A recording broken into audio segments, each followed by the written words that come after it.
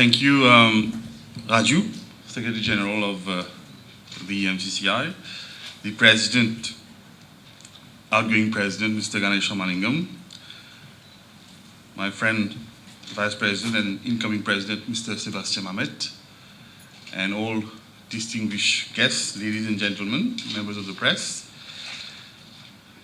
I thank Ganesh for his kind words. And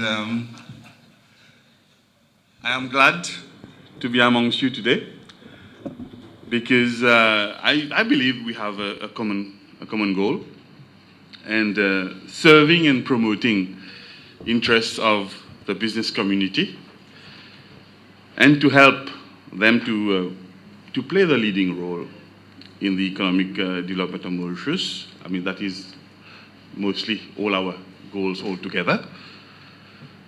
And I have read with interest in your last MCCI Business Confidence Report, where you note that a moderate improvement in the business confidence indicator in Mauritius in the fourth quarter of this year after 2 consecutive quarters of declines. And there are some other extracts from your business confidence report that I would wish to comment today, where it states that a large majority of entrepreneurs have indicated that they have continued their efforts to find new markets to continue to fuel their own expansion, which is very commendable. And also the government has supported businesses via schemes such as refund for participation in international fairs to assist entrepreneurs in establishing new market links. And also I have noted the comments on the report, the lack or absence of support from government to business.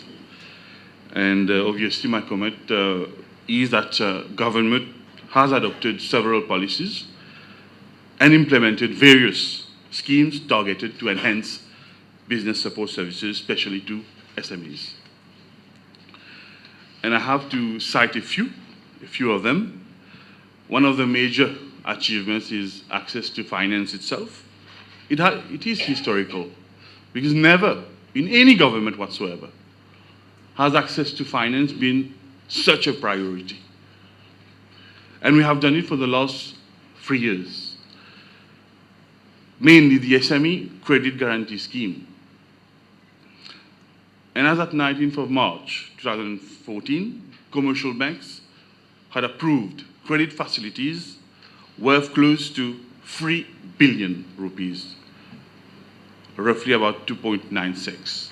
So roughly around 3 billion rupees credit facilities has been approved. So I believe that is a major achievement considering the economic situation we are in the world.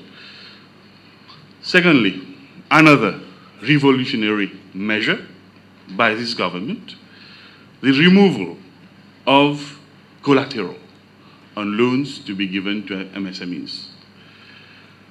Since my assumption of office, I noted there was something lacking in the system, in the procedure, in the contract of loan to be given to MSMEs. And this has been the fruitful discussion over several forums. And we came up with the collateral-free loan scheme in last budget. And these for entrepreneurs who had brilliant ideas, innovative ideas, with viable projects, great business plans. And we noted that these projects, these plans, like we say, lack of project, but I still believe these plans, these innovative ideas could not materialize. It could not come into action because simply the procedure that finance had to be acceded to. So this has been addressed, and I believe that's the major pillar.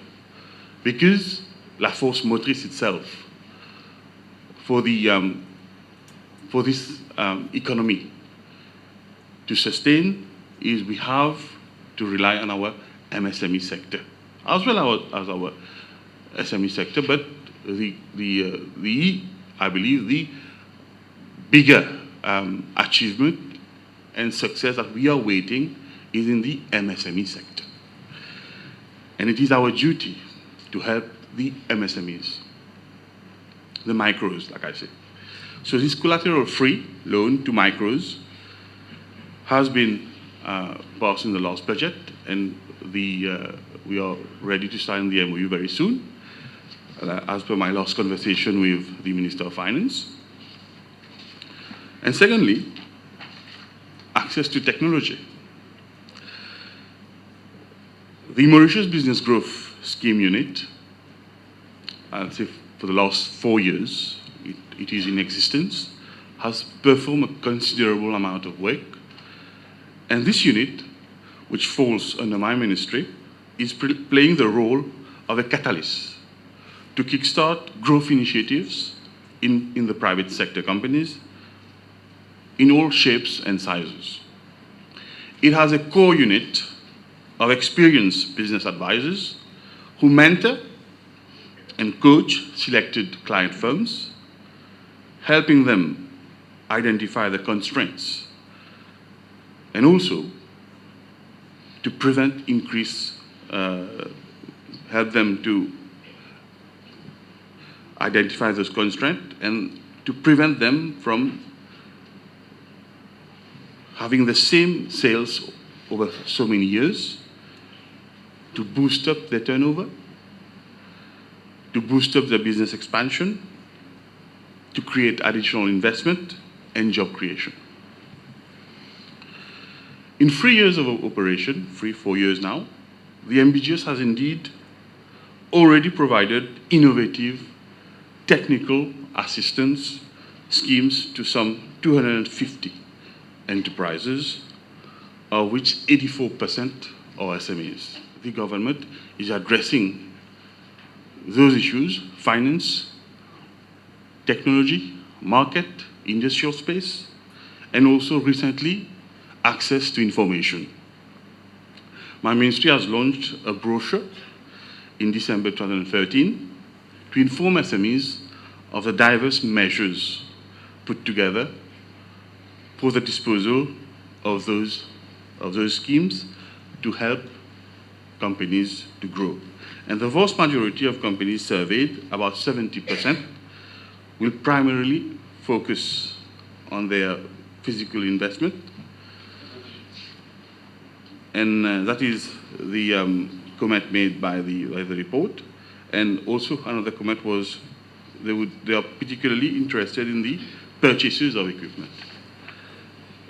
And obviously, concerning that comment, this government has supported SMEs and larger companies through the acquisition of new technology and machinery through the Leasing Equipment Modernization Scheme, the LEMS. This has worked out very well as well. So we have seen schemes which have worked out. So it is not all that gloomy.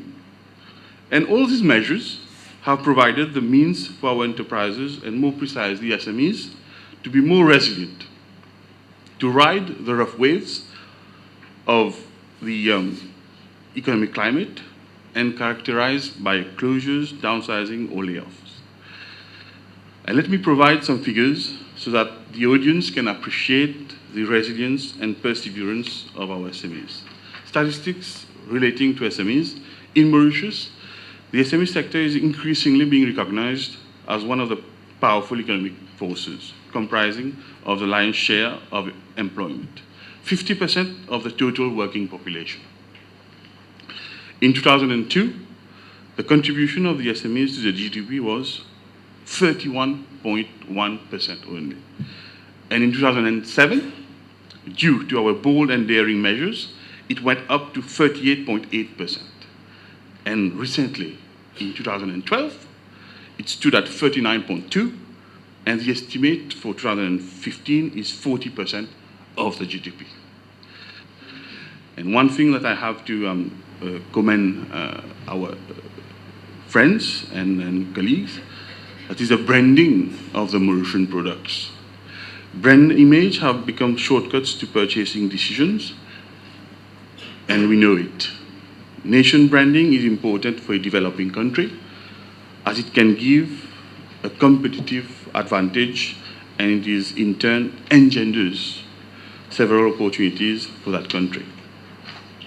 Enterprises should diffuse an image of what is local and liked through the brands, services pertaining to their products and services. The adoption of a local name and logo no doubt promotes the locally manufactured products, and also it encapsulates nationalistic feelings.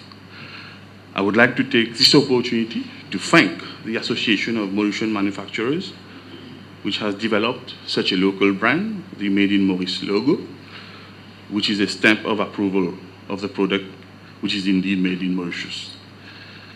The logo is overlaid on a map of Mauritius and colors of the national flag. All positive nationalistic indicators are there. It's good to be a Mauritian, and it's good to support Mauritian industries by buying their products and services. And I have already said that the collaboration with my ministry in relation to branding is open, and also that we wish to further build up in such an endeavor. So all the best while you can proceed with the General Assembly, and congratulations in advance to the newly elected chairman. Thank you.